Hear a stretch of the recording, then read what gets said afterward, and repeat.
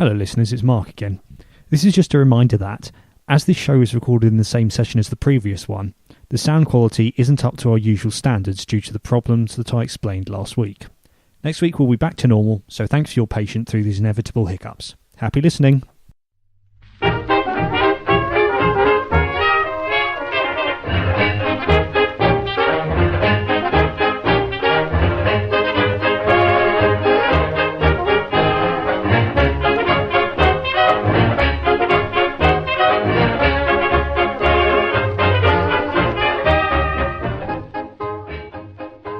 Hello and welcome back to Season 7, Episode 34 of the Ubuntu podcast.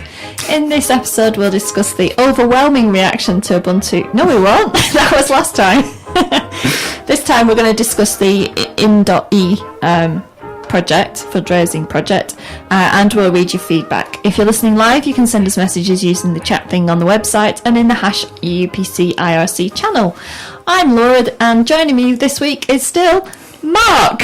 Yep, just us again. Just us again. And in case you missed the fiasco that was the last episode, we've been having some technical problems because we've only got half the kit here tonight. But it's sort of there. We're getting there. We'll have some quality chat, and that's what matters. Yes. So what have you been doing this week? I went to a crocodile sanctuary in rural Oxfordshire. So there's a guy, apparently he's on TV as well now these days. Basically, there's a guy who lives in Oxfordshire who rescued some crocodiles a few years ago. From somewhere. Somewhere in the UK where there were crocodiles that were not being properly looked after. Okay. And basically kept them in his shed for a while. And then realised that wasn't going down, so he moved into a sort of industrial unit and made it a bit bigger, and then started opening it to the public. So he had these crocodiles, he got more crocodiles, and started opening it to the public on Sundays and showing people the crocodiles. And then they moved again. They basically got a farmyard with some buildings in, where they've now got like a proper. It's the UK's only crocodile zoo. Wow. They've got various sizes and species of crocodile, including some they've got dwarf crocodiles which you can hold in your hands, right up to big American alligators which have this big tank and just sit there looking mean at you. In Oxfordshire, yeah. You drive down a country lane and then you turn into a farmyard and there's this purpose-built barn and lots of water and very humid and wow, yeah, really cool. There's also other reptiles. There's like a big giant Burmese python type thing, and some monitor lizards and some tortoises and iguanas, and awesome. It's a really good if you're What's it called? It's called Crocodiles of the World. They're not paying me to advertise them. No, but yeah, it's a review. Yeah, absolutely. That's really cool. And it's all indoors as well, so if it's a really rainy day like it has been today, then it's still a cool place to go. Yes. So what have you been up to this week? So I went up to London last weekend and went to see Tremors and Jaws on the big screen. Classic sort of horror type films. Yes. Well, I only saw Jaws for the first time ever a few years ago. Right. 2 or 3 years ago. Somehow I'd just never seen it before and enjoyed it. Tremors I'd never seen. Didn't know anything about it, but it's basically Jaws, but with big worms in sand as opposed to big fish in water. Yes, or small worms filmed very close up in a lot of cases. Oh, sorry, I didn't know the magic. Bring it all the way. Yes. I thought Kevin Bacon really was there. So that was quite good. It was very, very late when it finished, it being a double bill. I think it was like a Halloween weekend. So where did you go, which was showing these films on the big screen? It's the Prince Charles Theatre in Leicester Square. Oh, right. They're the only independent cinema in London. And I've been before for a Kevin Smith evening. But yeah, it was really cool. Very comfy seats. Yeah. Really, really cool. But yes, a double bill is quite late. Yes. So last train home, bus replacement service and all that jazz. I think fun. I got in about 3:30 in the morning. Was it worth it for the experience though? Nothing's worth getting back that late, but it was a really good thing. It was worth going to. Cool. So, yeah. Right, shall we get on with the show? Let's give it a go.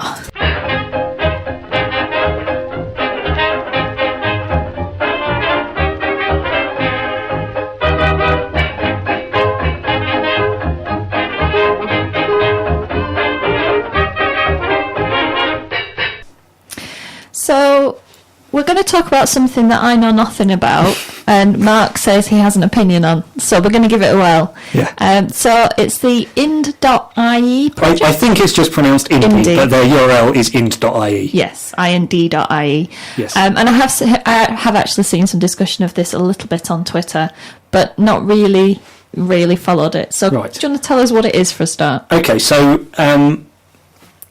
Indie is currently... it's founded by a guy who cares about privacy online, and he really dislikes things like Facebook because their business model is your data. And using Facebook and Google, you get some free services, but in exchange, people gather lots of data about you and either sell that for commercial gain or give it to governments for surveillance purposes and so on, and you've got no control over that. Now, anyone who has seen my talk at OggCamp about the cloud will know this is a point of view which I am entirely behind, that moving away from these things is a good idea. So what he's proposing is essentially building some free and open source software. So 3 bits of software that they're talking about which complement one another. There's the first one is Pulse, which is in fact SyncThing. It's now been rebranded under the Indie banner. SyncThing being... So SyncThing is a peer-to-peer file syncing solution. Oh, kind of like Dropbox. Like Dropbox, except without a central server. Right. And it's like it was basically built to be an open source replacement to BitTorrent Sync with open code and a documented protocol.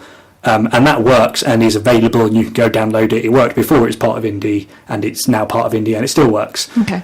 So there's that, which is used. So if instead of having to use Dropbox, where you have to put your files on someone else's server, you get to keep them on just your machines, which is good. Okay, so that's Pulse. That's Pulse. Then there's Heartbeat, which is a distributed social network, as I understand it. So it's about sharing things with people you have connected to. So it's a bit more Facebooky. A bit more Facebooky, but again with no central server. So you have clients on your machines, which then connect to other people and sync things using Pulse as a syncing engine underneath. Okay. So that's why they called it Pulse, because Heartbeat, Pulse. Yeah. Yes. And the third thing is called Waystone, I think, which is basically as I understand it from how it's described, it's basically going to be a website where you can find other users of Heartbeat and connect to them, but you don't then use the website to communicate with them. It's just a place for connecting people. So none of your directory. Yes, exactly. So none of your communications happen there. It's just you find them and then you connect with them and then you communicate through Heartbeat. So a bit like a telephone book, I guess. Telephone directory. Yes. That's sort of public knowledge, but what you talk about on the phone isn't public. Yes. Hey. Hopefully. Okay. Yes. So the fundraising campaign is looking to, I think, provide a bit more promotion around this idea that doing these things is good, and also to fund development. So they want to hire a full-time developer for, I think, each of the projects. Right. Which is a good idea because, as far as I know, Pulse has just been done by a guy in his spare time. I don't know what development's gone into Heartbeat or Waystone so far because those bits haven't been released to the public. Part of the rewards for donating to this fundraising campaign is that you then get access to the sort of private alpha and beta versions of the social network once it's ready. So it's going to be open source, but it isn't yet. It's not quite clear when that's going to happen. Pulse is already open source because it already was, and they say everything's going to be free and open source, but there's no sort of commitment to at which point in this life cycle it's going to be released. So, but if the aim is to be open source, why don't they start open source? This is one of my slight confusions, and the other, the real big thing which makes me think, and I think Alan pointed this out as well at the time, which makes me think. I don't think that I'm on the same wavelength as this guy who's driving it, is the private alpha is being developed exclusively for OS X. And when they're talking about hiring developers to work on it, they're talking about OS X and iOS developers. Okay. So they want to create a distributed social network which runs on a very, very closed platform and doesn't appear to support free platforms.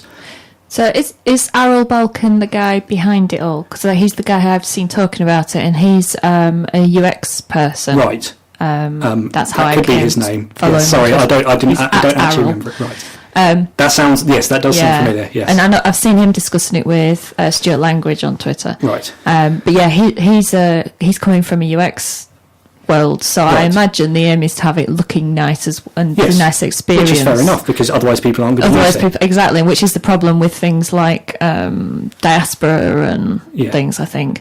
But that, I can see how that might mean it's ending up on Mac. Yes, and then, okay, so he uses a Mac, stereotype presumably. UX people. Yes, but presumably. I am one. Where's your Mac? I don't have one. Yes, so presumably he uses a Mac, so he writes it for what he uses, so that's fair enough. But then the timeline from that says then they'll look at releasing it on iOS and Android. Right. So Android, the Google-owned controlled platform with lots of stuff which watches what you do. Sort of Linux, but not properly. Yes. And then they're going to make a phone, an indie phone, which, from what I can see, is going to run their own iOS and the indie suite of software. Not, say, Ubuntu. Not, say, Ubuntu or one of the many others. So, I mean, part of that makes me worry because it's the sort of spreading ourselves spreading effort very thin when there is in development a platform which doesn't focus. Its business isn't its users' data. Its business is making a free operating system and then making money from in other ways. You may be able to hear a cat scratching in the background. Sorry about that. Sorry about that. But then you've got this completely separate platform which is being developed by someone who seems to want to focus on developing on top of a closed platform. Yes. So it's a little bit contradictory. Yeah. Possibly. Yes. Unless we're completely missing. Well, this is the thing. Maybe I'm missing something, but as I watch the presentations, there's something about it that just there's something which I don't quite get, which makes me uncomfortable. Yeah. And I see the message which they're talking about with the whole Facebook thing, and they're portraying it in a way which normal people who actually use Facebook would understand. Not the way I talk about where I say, "Oh, run your own server, it's brilliant," because no one wants to do that other than me. But, so the thing is, the message is perfect, and I should love this campaign, and I should be telling everybody I know to get behind it, but I'm not. Yes. And there's just something slightly creepy about it, which puts me off doing it. So the bit of discussion I saw about this was, and I didn't actually see the discussion because it was conducted by email apparently. But Stuart Langridge you saw a discussion about the discussion. Yeah. So I know Stuart Langridge had some reservations, which he then sent in like greater detail than he could on Twitter to Errol, and then I think Errol was going to write a blog post clarifying some of the stuff he came up with. Right. Now, I don't know if that's happened yet, but there is quite a lot of blog posts and news on the site. Okay, so that it might be a bit more explained there. Yeah. Well, we'll see what sort of feedback we get, because if I'm really interested to hear. It might be, especially if there is something I've missed. And maybe we should have a chat with him or someone else from the project, because it's a team of people. I think they've got 3 people working on it full time. Wow. Who basically Errol employed off of his own money. Wow. Which he made by selling a house. Wow, that's and now this is why they're running a fundraising campaign, because they've now spent the money on this initial sort of kick, and now they need to sustain it and hire people and keep it going. Otherwise, it's just going to, go the way of all good things. So is this running on Indiegogo, or is it just? No, it's just. I think it's just on their own site. So yeah, it's. I mean, they when I last looked, they were doing very well towards their fundraising target. They're about halfway there. I'm hoping that you can very quickly bring up the website on your laptop. Which one? Sorry, Ind.ie. It looks very much like a Kickstarter or Indiegogo type thing with the rewards and showing you how close to the target they are, and a pitch video showing what they're going to do with the money. It seems like a lot of people are behind this. Yeah. It's got 659 people already donated. Yeah. They're aiming to get $100,000 before Human Rights Day on the 10th of December. Uh-huh. And they're currently at 56,540. So 56% funded, with a month and a half to go, or a month to go. Right.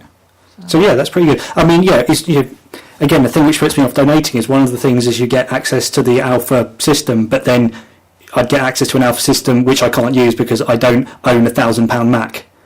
Right, yes. Which, so you can't even test it. I can't, yeah. Huh. I mean, and again, I was thinking when I saw it, I was just like, why aren't they just putting it on the web? But if you put it on the web, you have to have a central server to run it. So then there's the trust thing. That's the problem. Yes.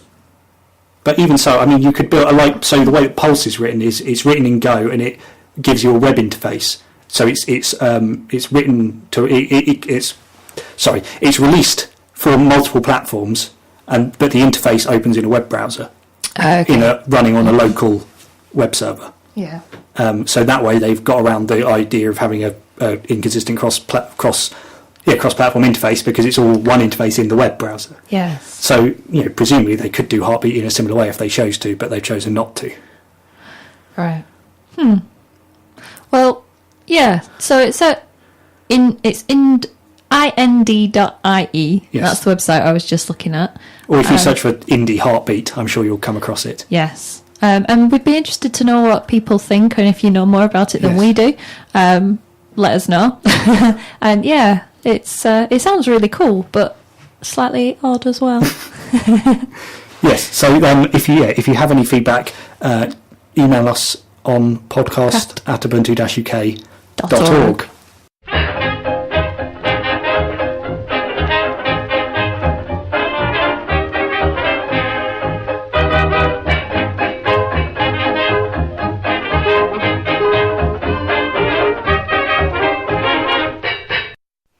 And now it's time for some command line love. That wasn't nearly deep enough. Come on. I know. A bit hoarse today. So what's the command line love this week? Show off. Live streamer. So live streamer is a thing for streaming streams. No idea. It finds live streams on a page. So you go to a page where there's some video being streamed. Right. So, for example, if the European Space Agency is landing a robot on a comet, as they were today as we record this, you could go to the website and you could put in the URL of the page, and it'll essentially scrape the page and find the stream on that page. Okay. And give you the URL, which you can then open in something like VLC. So you don't have to have the web page open with the embedded whatever is playing it. You can have a desktop thing which you have running in the background and just streaming the video. Yeah. And it looks like it also gives you, it works out what streams are available in terms of different quality and lets you choose which one you want. Okay, cool. Yeah, so that looks like a handy thing. And that was submitted by Ionagogo, or we stole it from Ionagogo, whichever. Yes. So yes, that's live streamer. Yep. And yes, that's all the command line love for this week.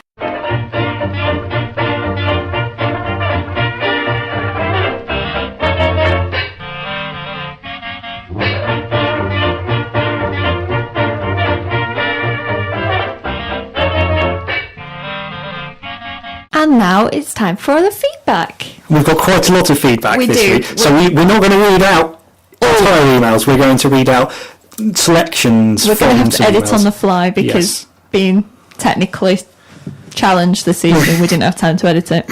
So, okay, first up, we've got an email from Tim Apple who says... Hello, I'm from across the big... No, I'm not going to do the accent. Hello, I'm from across the big pond in Texas. I do enjoy the show. I currently went to join my area's loco to find out that it's pretty dead. Not much, if any activity in a couple of years. So I thought it may be up to me to revive things. So without beating around the bush too much, I thought it would be very useful to maybe have a segment about livening up your local loco and resources available maybe. What do you guys think? I assume there are probably many dead locos out there. Yeah, quite possibly. So maybe we should talk to someone from the Ubuntu UK loco, because it seems quite lively and successful. Like Alan? Like Alan. Or the other Alan. Or the other Alan, yes. We've got quite a few successful local people, haven't we? Yes, quite a few Allens as well. Yeah, quite a few Allens. Yeah. So yes, we could have a chat with someone, or see if there's someone perhaps a bit further afield who has experience in not only like how to set one up, but how to keep one going, how to keep things interesting and keep enthusiasm. And there are, if you go to if you go, I'm not sure, sorry, I can't remember where the website is. I think it's on the Ubuntu wiki somewhere. There is a page about setting up a loco. Yes. And the things you need to do. I mean, there's the things you need to do organisationally in terms of registering it, but there's also the things that you can do in terms of actually getting people involved. So maybe just starting there and maybe, thinking of it as starting again. And just like doing the initial kick-off, trying to see if there's any old people around who might get involved or see if there's new people who you can bring in. Yeah. That might be a good way of doing it. And maybe try and expand the sort of catchment area. Yeah. Well, I mean, Texas is a fairly big catchment area to go with, so I think that'll probably do. It's just finding the right people within there. Yeah, that sounds good. So next, Brad Alexander emailed in to say... He said, "Hello, Miss Laura and gents. It's rather ironic I heard about diversity topic from you folks, as Jono and the boys on over on By Voltage were talking about it in the same week. He says, I look at diversity in the community much as I look at the American Declaration of Independence. The Declaration states that our inalienable rights are to life, liberty, and the pursuit of happiness. Not the guarantee of happiness, but the pursuit of it. What we're doing, and I think the community does very well overall, though there are exceptions, just as with any large group of people, is to be inclusive. Anyone can download Linux, and anyone with the aptitude can write code. What it comes down to is interest. I'm a Linux sysadmin at work as well as at home, and honestly, of our group right now, we have myself, 1 woman, and 7 white men. I guess I should mention I'm a black man and in my 50s, so I fit the typical demographic about as well as Laura does. Being a black man yourself. None of the rest of my family has this level of interest in computers. They're a bit more sort of medically inclined, brothers, sisters, dad. He just feels that he's wired differently from them. He grew up reading science fiction, fantasy, and all the sorts of things that we talk about. That said, we also have to be on guard against the opposite type of racism, hiring a bus and bringing in a lot of minorities and women to our camp just because they are minorities, women, or podcasters interviewing community members because they are women or minority, and that's a form of racism all of its own. I would rather hear someone doing something cool or has an interesting story than hear questions like, what caused you as a black man to pick up Linux, or how did you as a woman get into technology? So it's sort of... It seems as bad as attempting to exclude a group. Yes. So I think I agree with his point of view in that, I wouldn't want to invite someone to be a speaker somewhere because they're a woman, for example. It doesn't, Well, it doesn't do anybody any favours, including the person who's been asked to speak. Yes. It's like isn't there something called the unicorn rule where, if you're a woman in technology, the probability of you being asked to speak about being a woman in technology approaches 1. Yes. So I think the difference is, though, that it's not about being asked to speak or asked or interviewed because you're a woman or because you're a certain racial group. It's about when you're looking for people to speak on a subject that you specifically look out for women or whatever diversity, minority or group you're looking for, so that you... Yes, because quite often, kind of almost subconsciously, it's very easy to go and ask the same people each time to talk about these subjects.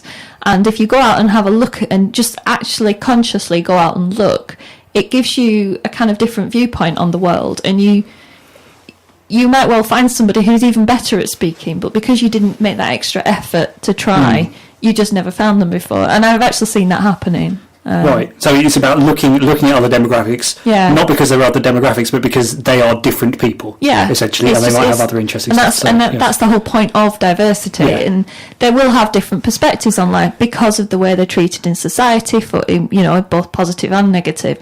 So it's always you might get a different perspective on the same old subject that makes the talk that bit more interesting. So I think it is worth looking at, and that's why I don't like it being called positive discrimination. Yes, it might come down if you get a white man and a black woman, say, who are equally good at giving the same talk, and you might pick the black woman because it's because you're trying to make more effort to be diverse. But the point is that she's equally qualified. If you pick the white man, that's no fairer. Yeah. And you might get a different perspective, you might not, but it's just the way it is. Yeah. And it's more representative of the world and of society and things, so I think it's a good thing. Yes. In fact, we got quite a lot of quite a lot of response to the diversity discussion. We got, in fact, 2 more rather long emails, which I don't think we'll have time to read out. But yeah, Dan Midge emailed in from Linux Outlaws, who we discussed in the last show. It's basically saying that. He made a couple of good points. Yeah, he made a couple of good points. Basically, I think there was discussion when I wasn't here about the quota at Lug Radio Live for in the USA. They explicitly tried to get, or did get, a 25% women speaker. Yes, which we did at OggCamp, kind of. Yes, this is his point. Yes, but then we did in the scheduled bit. In fact, I mean, the thing is, of the people who I asked to speak, I think about 50% of them were women. Right. But those who responded to me, not so much. Right. Yeah. And in fact, the slots which were unfilled, we ended up filling with unconference talks. I was waiting to hear back from women who I'd asked, just because those were the people who I'd asked at the time, and I didn't want to then ask someone else, and then they get back to me and say yes, and me say, oh, tough luck. Yeah. I mean, to be honest, this is why inviting speakers for something like that isn't always the best idea. Yeah, it is tricky. And so I think Dan's point was that of the scheduled speakers at OggCamp this year, literally one of the 4 was female, so that was 25%. But also he reckons that it was slightly higher than that for the lightning talks, I think, which I didn't see. No, I mean, the lightning talks we had, I think we had 2 out of 5 slots were delivered by women. Which again is small numbers, but it's good. So that was one of his points. The other was that that some of the lack of diversity, especially in sort of ethnic diversity, could have been down to the location to some extent, which is actually something I felt at the time when we were there, because I remember when we were in Liverpool, it just it felt a lot more culturally diverse and things, whereas Oxford was quite white. Which is strange, because considering that it's a very international university, yes, I think maybe if we'd marketed ourselves better to students, possibly we that would have got a more diverse crowd. And even the academic staff. Yeah, there must be quite a mixture of. That's true. Yeah. So yes, he was very supportive of the general thing, but there were a couple of points he wanted to make. The Ubuntu podcast needs you. Yes, you. If there's something you think we should talk about, or someone we should talk to, tweet at UUPC or email podcast@ubuntu-uk.org. You can also talk to us on the telephone, Skype, Facebook and Google+. Find links to all these places on our website, podcast.ubuntu-uk.org. And remember, if we don't hear from you, we might not have enough content, and that can only mean one thing: more quizzes. Oh, Tony's with us in spirit at least. Yeah, and thank goodness that's it for this evening.